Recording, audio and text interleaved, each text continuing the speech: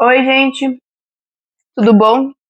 Não vou fazer minha intro porque eu já fiz um vídeo. Sinto que já me introduzi pra vocês. A única coisa que eu vou avisar é que eu vou ficar comendo bolacha enquanto eu explico. Porque ninguém é de ferro nessa bosta. E eu tô com fome.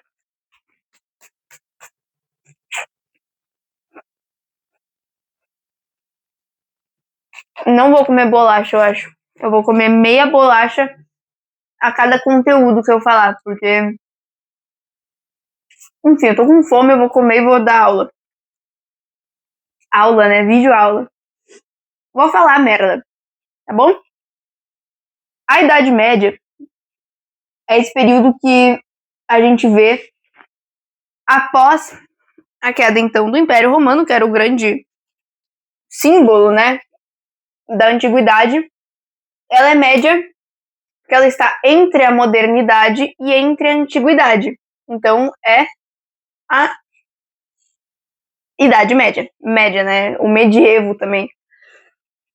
Ela é dividida em alta Idade Média e baixa Idade Média, e dentro da alta Idade Média a gente vê o feudalismo como o auge, mas também se encaminhando para o fim da Baixa Idade Média, né? Ele dura, mas ele dura naquelas, né? O que acontece? Na Alta Idade Média, a gente vai ver como os resquícios romanos se misturam com os germânicos, porque a gente acabou de ver, os romanos caíram com as invasões germânicas. Então, o que sobra da cultura desses dois povos são os romanos que estavam fugindo dos germânicos e indo para o meio do isolamento ali, os romanos que já estavam isolados, outros povos que já estavam isolados, e isso começa a se formar esses centros descentralizados, né? A fragmentação do poder, então, é uma característica feudal, mas da Idade Média a gente vê que a gente está saindo de um período de centralização do poder para descentralização, e logo depois a gente volta para centralização de novo, né? Aquela coisa de meio que um zigue-zague, né? Porque a gente saiu do império, foi pro feudalismo e vai voltar para monarquias agora, com os estados nacionais depois, né? Enfim. Essa fusão, então, o que vai ter de importante nela? O comitatus, que eu tinha falado que era aquela coisa do colono, não, o colonato. Comitatus é outro negócio. O colonato vai ser o colono se submetendo a um proprietário de terras que vai dar segurança em troca, o proprietário vai dar segurança em troca do produto que o colono produzir. Beleza? Esse é o colonato romano. Dos germânicos nós temos o comitatus, que estabelece uma questão de fidelidade e meio que uma dominância masculina, em que os povos mais militarizados tinham uma fidelidade ali dentro dos soldados, enfim. Isso está estruturando as relações de dependência que a gente vai ver durante o medievo, né? Os povos bárbaros vão começar a se cristianizar, e aqui eu vou falar de 4? Não lembro. A gente vai falar de alguns povos, de alguns reinos medievais importantes, e aí a gente vai começar pelo reino dos francos, que é quem vai cristianizar, basicamente, aí. Puta que pariu, né? Vai cristianizar a galera. Os francos, caralho, vou ter que fechar a janela. Os francos são povos bárbaros que são extremamente guerreiros, né? Então eles se baseiam muito nessa coisa militar, e eles vão se dividir em 2 dinastias. Basicamente a dinastia Merovingia, que depois dela vem a dinastia Carolíngia. Os merovingios vão começar com Clovis. O Clovis é o cara que vai virar católico, né? Mesma vibe do Constantino. Constantino, católico não, cristão. Constantino vai ter visões de Deus e vai falar assim, Roma tem que ser cristã. E agora que Clovis, ele vai se batizar, e ele vai ser ali o mais importante dos merovingios. Depois dele, vão vir os reis indolentes, que são reis fracos, inexpressivos, eles não sabem lidar bem ali com aquela coisa. E aí, por eles serem fracos, inexpressivos, quem que vai ter importância? A gente tá falando de um povo guerreiro. um povo importante aí. Basicamente, os braços direitos do rei, que são esses majordomos, eles vão ter uma participação importante, que eles são tipo um membro do reino, assim, que ajuda nas guerras, enfim. Esses majordomos vão ganhar mais visibilidade que os reis, e aí que começa a dinastia carolíngia, com Carlos Martel, que era um desses majordomos, que era bem importante. E os carolíngios, eles vão ser importantíssimos porque eles vão... O que eu tô falando? Os carolíngios vão ser quem vai facilitar essa questão que a gente pensa muito na Idade Média de igreja associada aos reis, ou os reis associados à igreja, por conta desses amigos aqui. Eles vão vencer os muçulmanos, que a gente viu lá na Antiguidade. Os muçulmanos estão indo para tudo quanto é lado da Europa.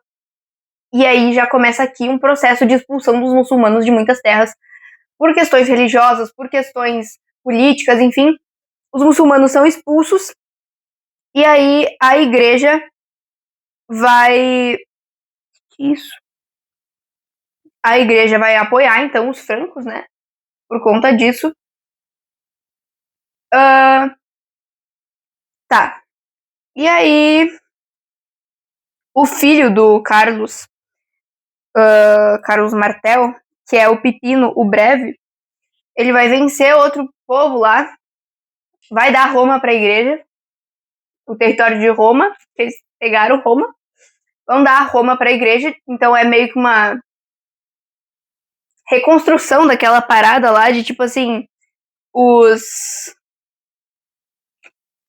romanos tinham dividido, né, e tal, agora que a igreja está pegando Roma de volta, e a gente está vendo a instituição da igreja católica como uma instituição realmente, né, que antes era só a religião cristã, mas agora a gente tem a igreja mesmo.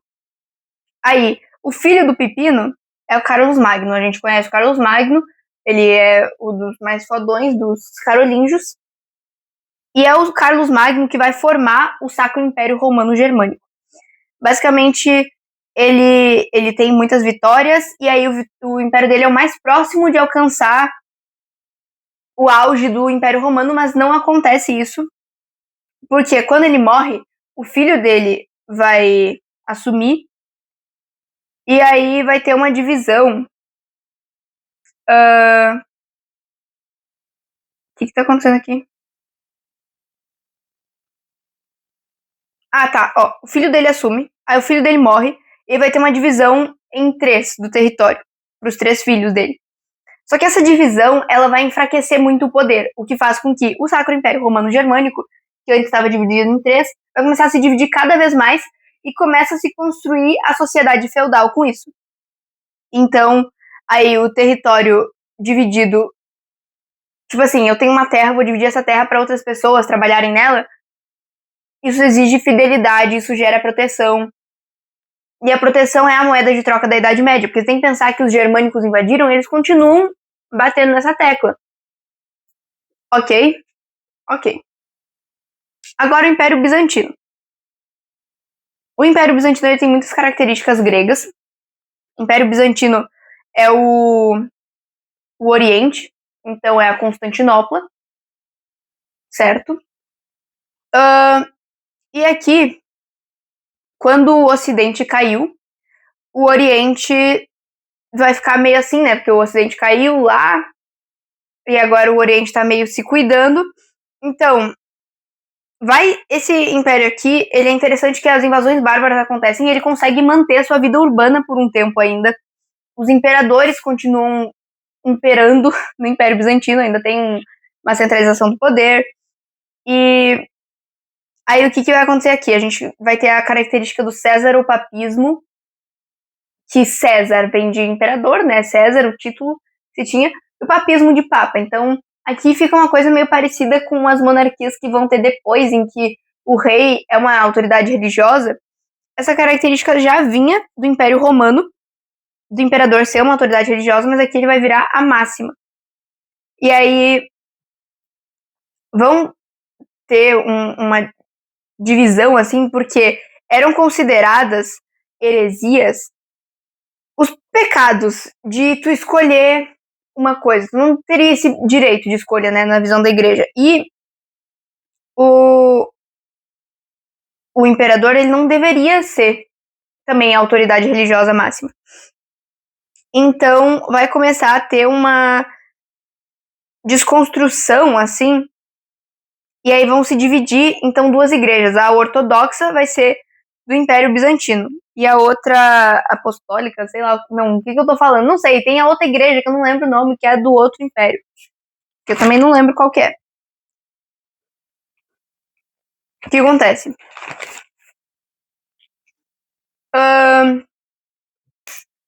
Esse Império Bizantino, então, ele vai se manter, porque ele vai manter a ideia de tentar recuperar o Império Romano, que também é a ideia que o Império, como é que é, dos francos, o carolíngio, ali, o Sacro Império Romano Germânico também tinha essa vibe, vamos retomar o Império Romano. E uma galera quer retomar o Império Romano, porque esse império foi o fodástico, então, o Romano Germânico, e esse aqui também que eu esqueci agora do que eu tô falando, o Bizantino, eles querem retomar esse auge, e aí, no governo de Justiniano, o imperador vai ter poder ilimitado, e o domínio vai começar a se expandir demais. Horrores. Só que ele só vai cair depois lá das cruzadas, vai acontecer umas coisinhas e o Império Bizantino cai. Então, por enquanto, tá tendo aí o Império Bizantino. E por último dos povos, o Império Árabe. A gente vai olhar para esses caras sabendo que eles são os mais fora da curva no contexto medieval de cristianismo regendo tudo.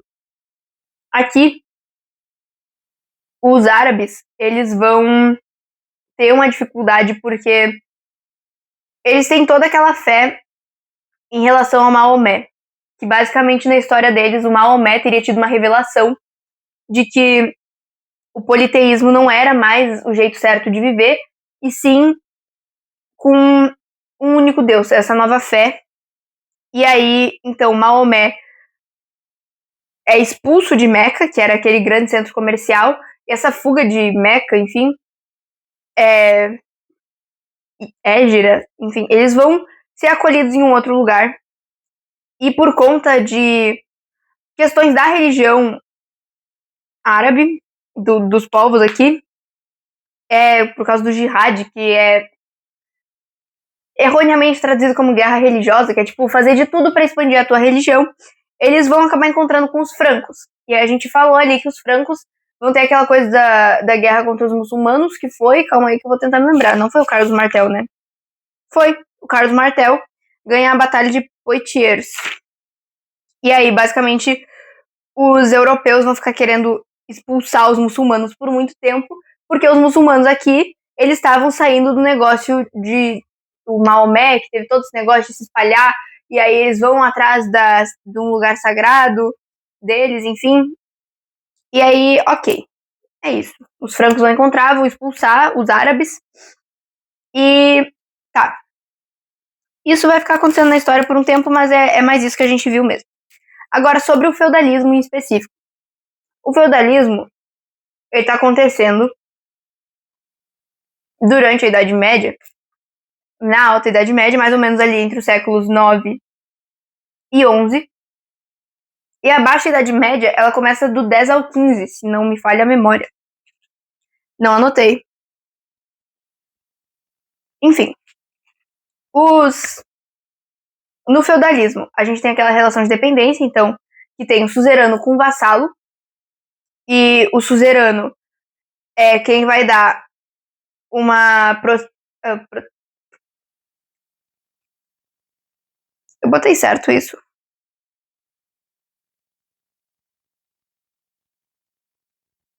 Tá. O suzerano deixa sua propriedade para o que o vassalo trabalha ali, e o vassalo vai dar proteção militar para o suzerano. Entre nobres e nobres, isso no caso, né? Então o nobre que possui a terra vai ser defendido pelo nobre que está dentro da terra. E aí esse nobre que está dentro da terra é o senhor feudal que vai ter servos trabalhando ali. Então o senhor feudal vai dar proteção para os seus servos, e os servos vão dar trabalho, o fruto do trabalho deles para o senhor feudal, além de muitos impostos. Não são bem impostos, né? São tributos, não lembro o nome certo, porque não existe ainda imposto aqui no feudalismo. O feudalismo acaba praticamente com a atividade comercial. O que importa é a subsistência. Então, as obrigações dos servos são aquela talha, mão morta, o dízimo. Eles têm várias taxas que eles têm que pagar, tanto com a produção, mas também com o ganho deles. Então, para a igreja, eles têm que dar um pouco. Aí, usei as ferramentas do senhor feudal, vou ter que pagar mais, enfim. Tem tudo isso. A terra, que é o elemento central, e não o comércio. E aí, por que a gente fala, então, de baixa Idade Média, né? Tá tendo feudalismo, os caras estão isoladinhos. O que acontece? A Baixa Idade Média começa com muita inovação. Essas inovações de tanto que aumentam a eficiência da agricultura, mas também que fazem com que se possa estocar por mais tempo, se tenha um terreno mais fértil, então não usar mais só plantei, tirei, plantei de novo no mesmo solo, tem a rotação de culturas, tem a charrua, arado de ferro, rotação trienal, né? Enfim.